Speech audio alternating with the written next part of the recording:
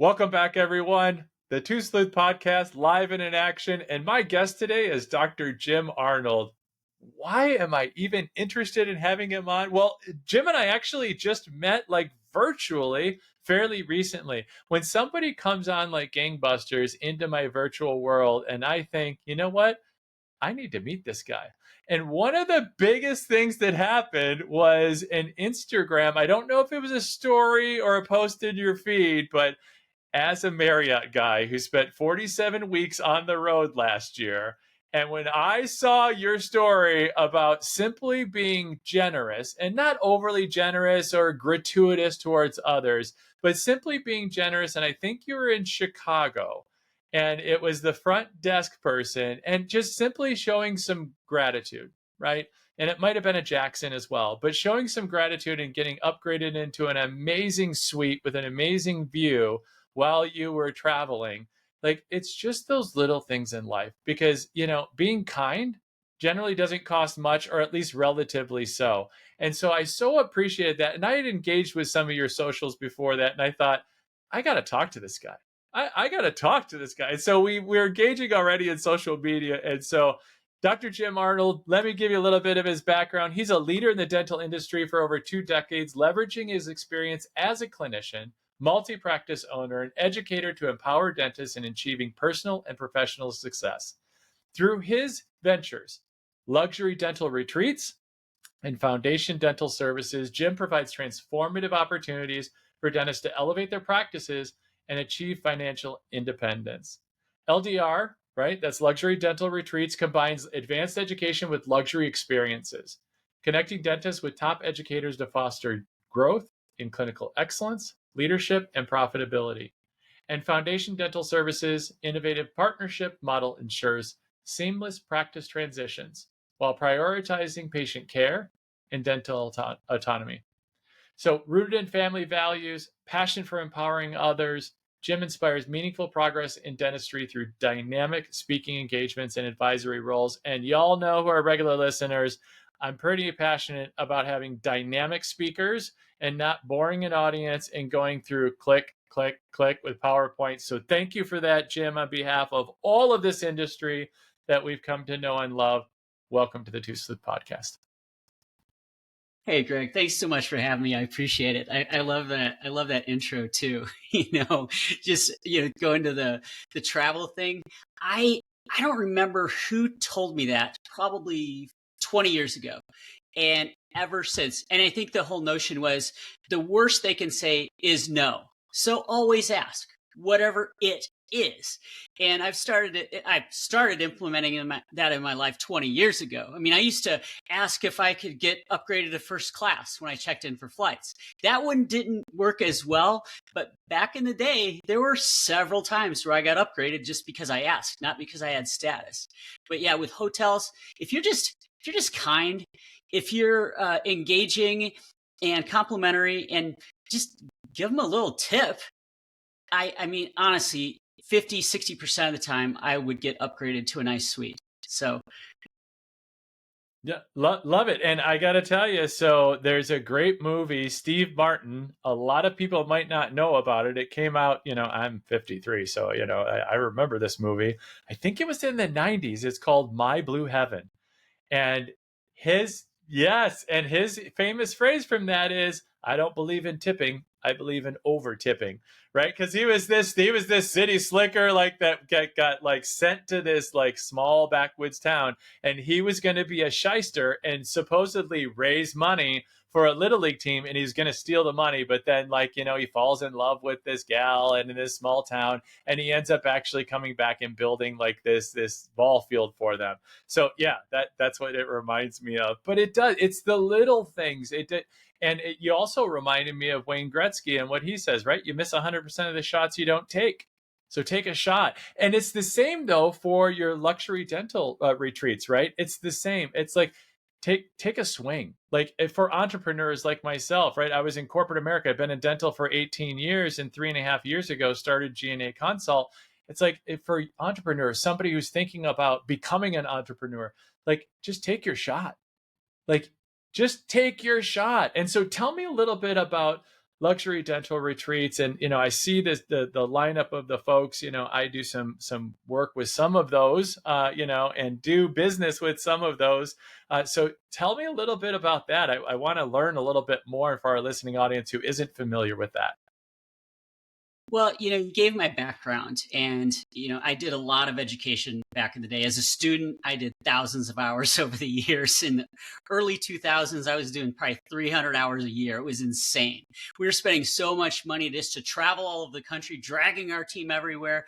But we wanted to learn as much as we possibly could. Frankly, we overdid it.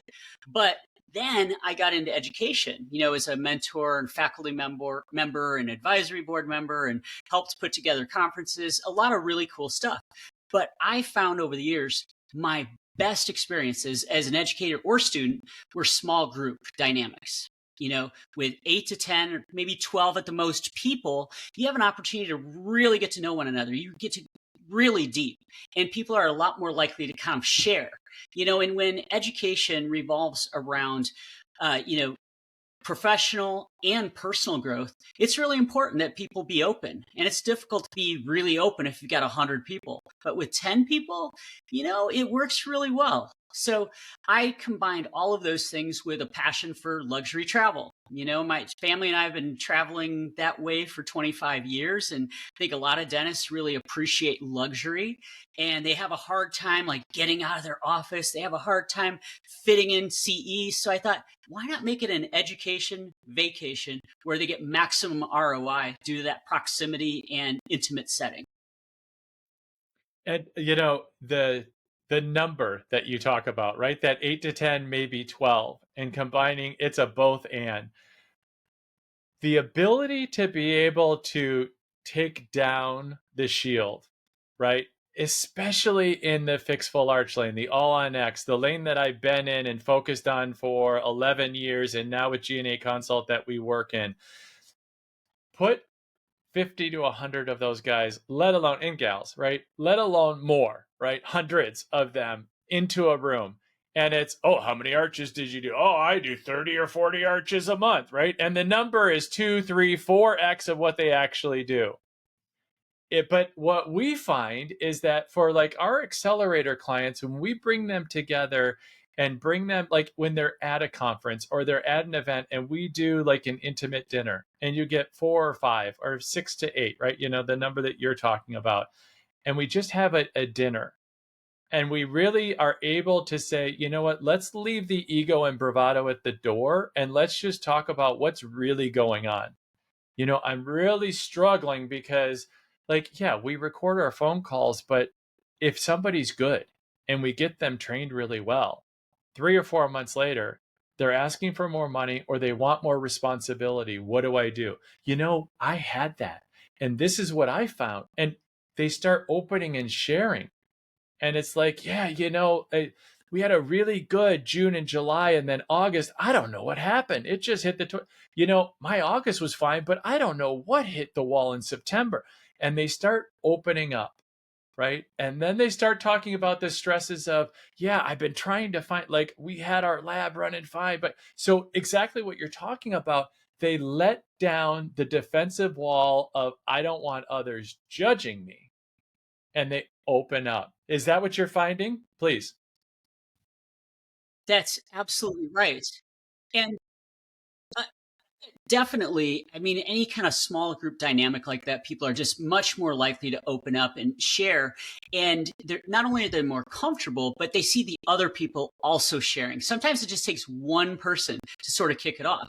And when the host, me, and my speaker are both really open and vulnerable, it makes us relatable. It makes us credible, and participants can get a lot more value out of it because they're not just learning from all of the great successes that we've had, although they will.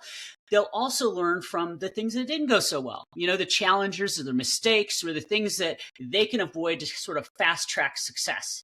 And I mean, in my book, that's what it's all about. And you can't do that unless you're authentic and transparent. And the same as a student, in that kind of a setting, you can like get out of your comfort zone a little bit and realize, holy cow, everybody's dealing with the same stuff. Like, I am not alone on an island. There's a community, small community of people here with great proximity to guys who have been there and done that and teach that, where, they can go back feeling really empowered, feel like they're reinvigorated because they had a vacation in a luxury, villa.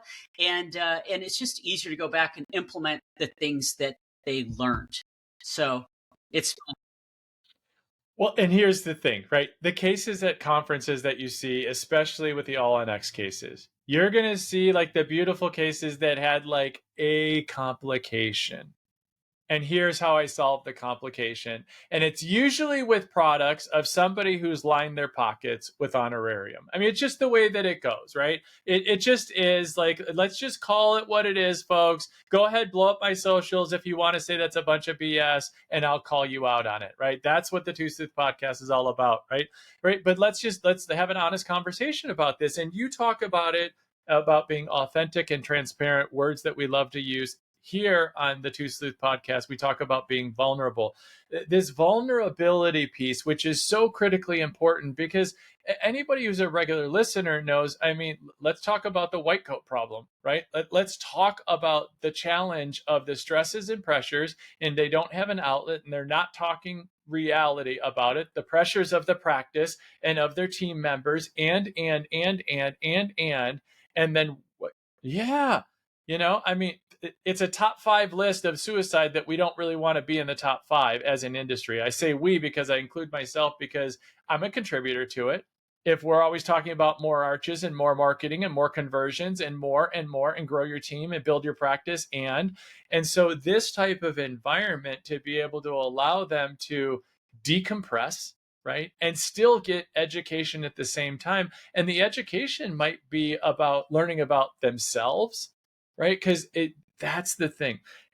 What we're finding at G&A Consult, as I build out a team and allow more team members to do the teaching, coaching, and training, and allow team members to do more of the operational side of the business and working with our clients, I get to work more with the founders and the owners on the mindset, right? About how are you leading? What are the challenges you're facing? Identifying it and saying, if you do have a lot of turnover, what are you doing for yourself, Right. to help that situation? Absolutely. Because most of the time we got to look in the mirror, and see how I talk about that. Yes. And the hard thing for dentists in all of this is, in dental school, you learn very little about business, you learn very little about leadership, and you learn very little about communication. For most of it, it's either trial and error, or we find great mentors. If we find great mentors early on, well, then again, it's all about fast tracking. I want to shorten that learning curve so that I can be successful more quickly. And I did that. I sought them out. And to your point earlier about, sometimes when you're in a small group setting, being really real and getting the actual scoop on what's up. I used to, even at a big conference, and not many people do this, but I would seek those people out, either try to take them out to dinner or for a drink. And I always used to say I learned more between 9 p.m. and 3 a.m. than I did in an 8-hour lecture. And the luxury dental retreats are set up similarly. We'll have 6 hours of kind of conversational education where we can dive deep on whatever their situation is, whether we're talking about implants or cosmetic dentistry or clear aligner therapy or leadership communication or practice transitions. We can roll up our sleeves and really do that, because at the end of the day, one of the biggest problems dentists have is just feeling overwhelmed, feeling burnt out, and they just don't know what to do about it. And they've lost all semblance of life balance. And, you mentioned the suicide rate. I got to share that my first day of dental school, 33 years ago, almost now, but they said dentistry had the highest substance abuse, highest divorce, and highest suicide rates of any profession. And Greg, I was stunned. It's like, oh my God, what did I get myself into and why? I couldn't understand it. Almost all the way up until I got out into practice and realized, wow, I don't necessarily have all these skill sets that I need to be successful. How can I find those? And again, it was all about mentorship and trying to be in the right room with the right people. Well, and thank you for pointing that out as well, right? The other pieces, not just the suicide rate, but the divorce and the substance abuse. And being in recovery 20 years myself, I'm super diligent and mindful of that at all times. And if anybody who's listening, wants to have a conversation, please reach out. My friends Margie Schaller and Laura Nelson at Sober Life Rocks, to be able to create a Yes. platform What a and great, normalize yes. sober options at these dental Oh my conferences. gosh. And I'm a founding member. Please, please, please reach out if you want to talk, converse, be a part of that movement. It's just as if, whether it's beef, chicken, or vegan options, when you go to these conferences, same, where there should be mocktails and not just, oh, you can have some sparkling water, that's your option, right? Let's normalize having sober options at these cocktail hours, because it is, like you just talked about, that evenings, like, great content during the day, but the evenings when you actually get to have conversations about problem solving of what's really going on, when you can take, when you can let your hair down, right? To use a fun, analogy, right? That's so important. But it's something that you said too, like about the communication.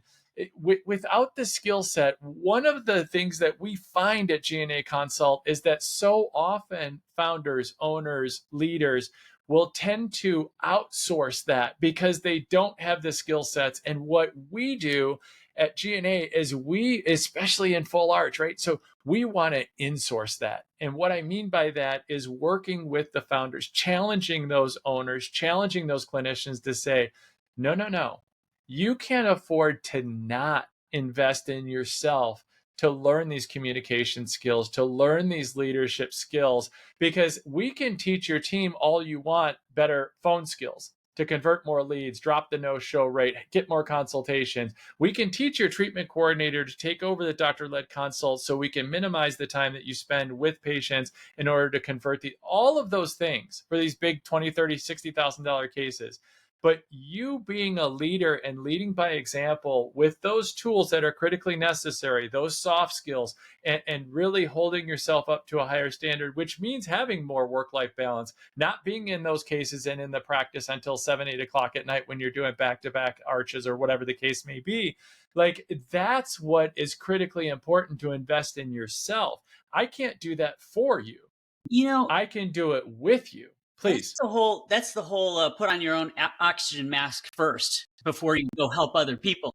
And when it comes to practice, and especially being a newer dentist, if you don't have those leadership skills, you're not going to build a great team unless you have a great resource that's going to do it for you. But even then, you've got to take on that responsibility, because you're the one there every freaking day, and you're the one interacting with them and interacting with patients. And if you can't lead with some sort of vision and get everyone enrolled and follow you, if you can't get great people who and put them in great positions and give them all the tools they need to succeed, you're not going to be very successful. And at the end of the day, the only way to get any kind of freedom or to be able to create work-life balance, you got to be able to delegate. And if you're not a leader, guess what? You may not have the right people. They may not have the right training. You don't have the right vision, and they're going to flounder. And too many dentists then blame them instead of looking in the mirror and saying, hey, man, I need to step it up. And when I step it up, I'm going to empower my team to do the same.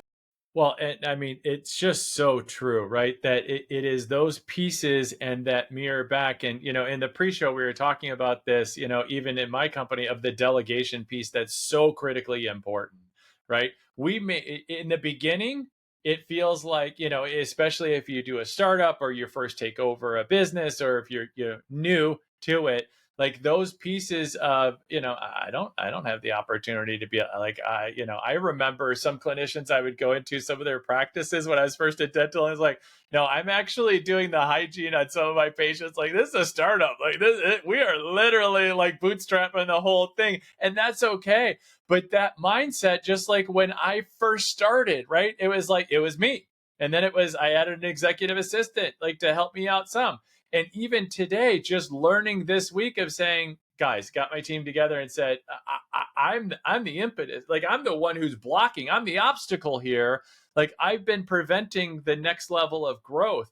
And even though I've been working with and helping others to see it, I'm usually the last one to see it in my own business. right? That's why having a business coach and having mentors to be able to say, Greg, there's the mirror. Could you turn it the other way for a second and take a look, right? But here's the other piece, Jim, that I've learned is that building trust with someone, so when they say that, you can actually hear it. And I've had to develop skills to be able to say that message in 7 different ways to 7 different personality types to where they can actually receive it, because you have to build that trust in. And growing as I have, to where, like, I'm from Detroit. I don't know, maybe it's because I'm from Detroit that I'm a pretty direct kind of guy, right? In general. And sometimes my message isn't the one that's going to land, right? And being okay with that, instead of me being the person who, I've got to deliver the message, I'm the right person for you.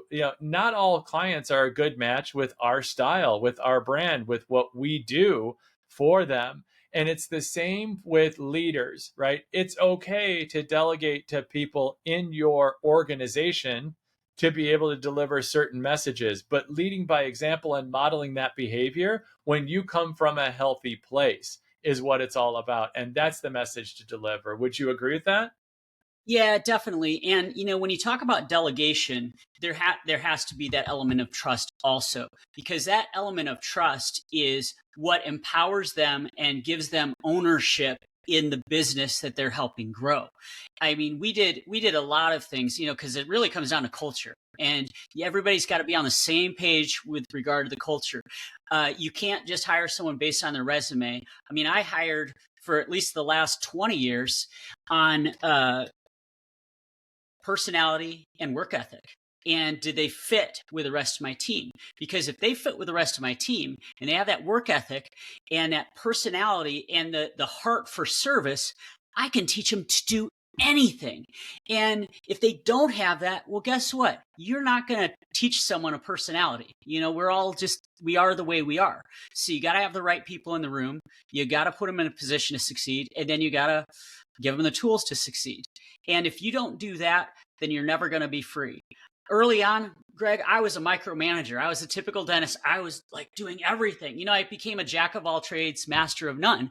And when I got my first like amazing person who was just like a self-starter, she started doing things like, whoa, it opened my eyes to what could be if I had an entire team of stars like that. And so that's what we did. We built that team, and there was a lot of trust and a lot of empowerment. And they had that sense of pride and ownership in the place they worked. And speaking from a recovering micromanager myself, I know for me, it came from a place of fear.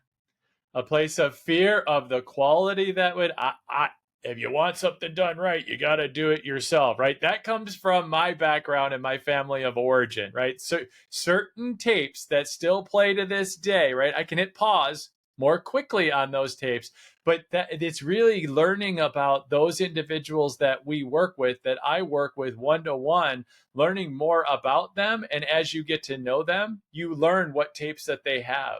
You learn what their origins are. You learn where did they learn that from, and helping them to understand that's not who you are or not who you are becoming. And you don't have to play that tape again. You don't have to bring that forward. And that's really what one of the keys are. So thank you for that reminder of who I am and who I'm becoming, right? Because I think it's true for most of our listening audience as well, that have identified that, and then knowing that they can tell a different story to themselves and create a different future for themselves. So critical. And our brains are basically hard drives. We download all kinds of stuff when we're younger, and some of it's great, some of it's garbage. And unfortunately, that stuff follows us through life. And now with the science of neuroplasticity and rewiring your brain, it's really exciting. I mean, even at 55, to think about doing that. Some of the things that like I don't like, or I'm not looking at it in the right light, or I don't have a positive mindset about it, I can change that.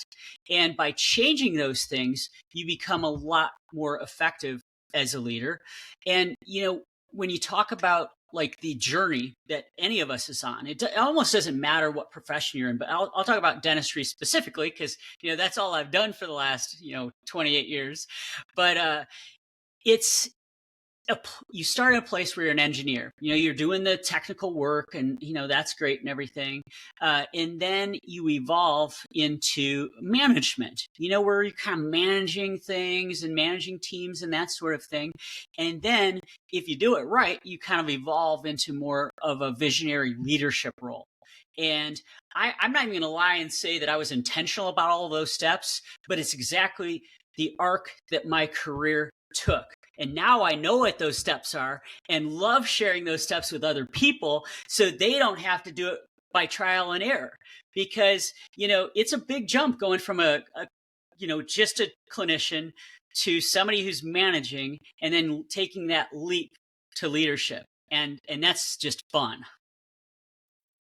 Yeah, and it's great when somebody like yourself can lay out what the path looked like, because I know for me, it felt like I never had a manual for what my path was. And for somebody to lay it out that's been there before, a clinician like yourself that really went from engineer management to visionary entrepreneur, I think it can be super helpful. Well, Jim, this is the part of the program. Oh boy. I guess play a little something called What the Sleuth is Going On? It's 3 rapid fire questions. The very first thing that comes to mind, are you ready to play? I think so.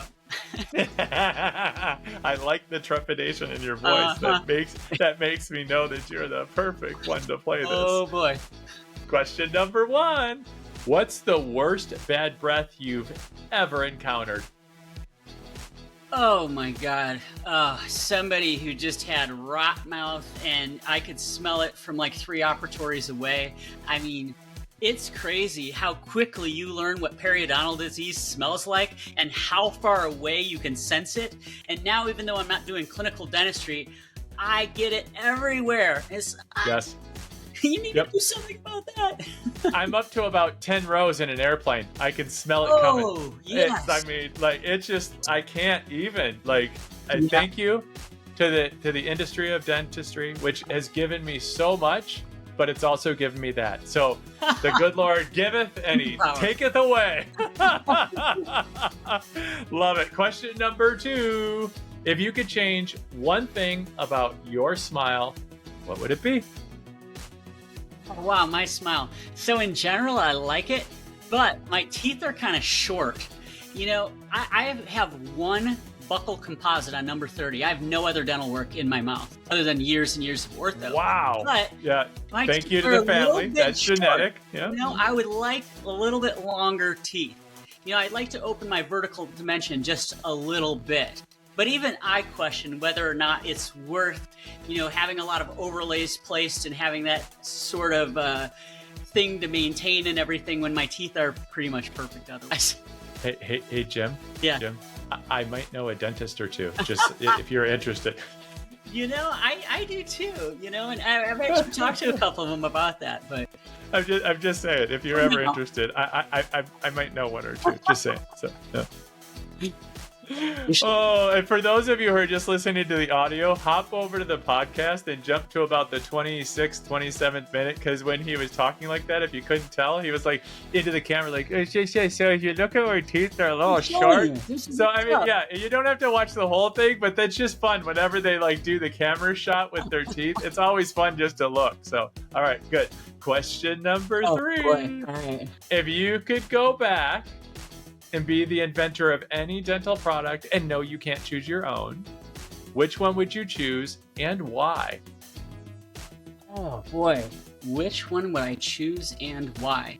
Oh boy, you know what? I'm going to say any AI-based diagnostic tool.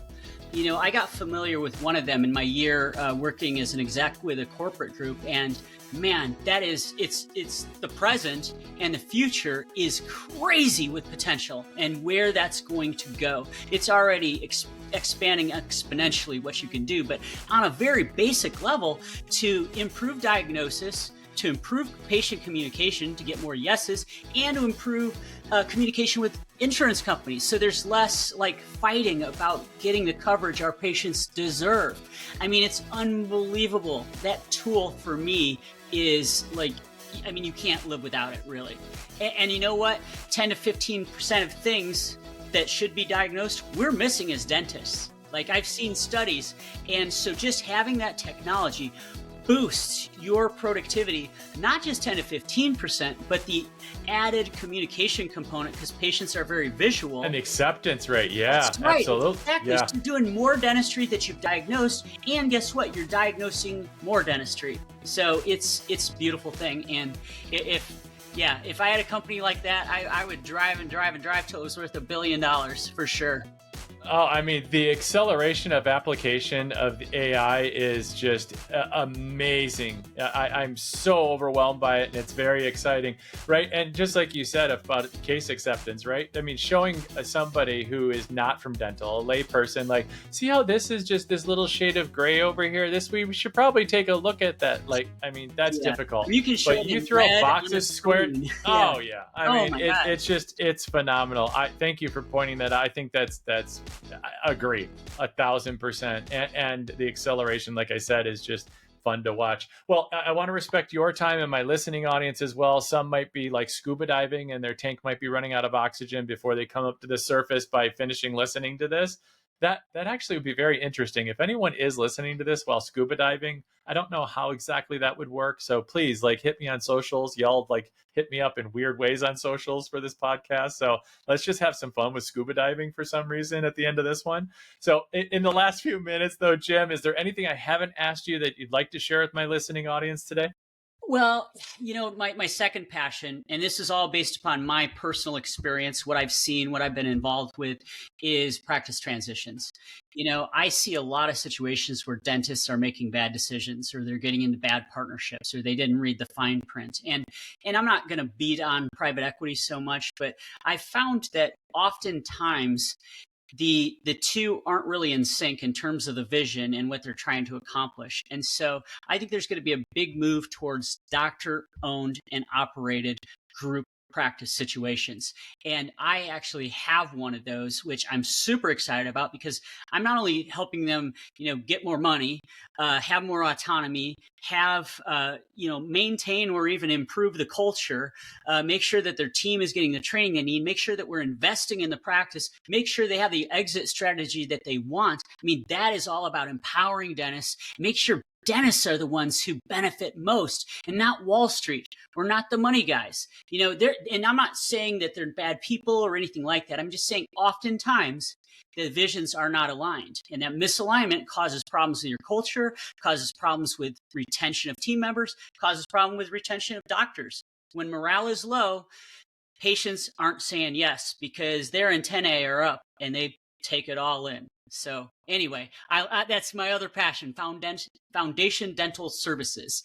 Yeah, love that. And thank you for sharing that. I agree. The more empowerment for dentists that we can possibly create, and to reduce the lack of knowledge of what they're actually doing and signing over, right? I that's not everyone, that's not all of them. I don't want to put that out there, but certainly there are enough for reasoning for what you're talking about, dental alliances, because there's actually one that I participate in and working with right now in the full arch space that I think is critically important to empower dentists to make the best decision for what they've worked their entire life for. It's critically important. So they're making the best decision possible for their futures. I love that. Thank you for sharing that to close out the show. Jim, how can people get a hold of you, whether it's for the luxury dental retreats or for and forgive me, I just lost the name on the alliance that you're building.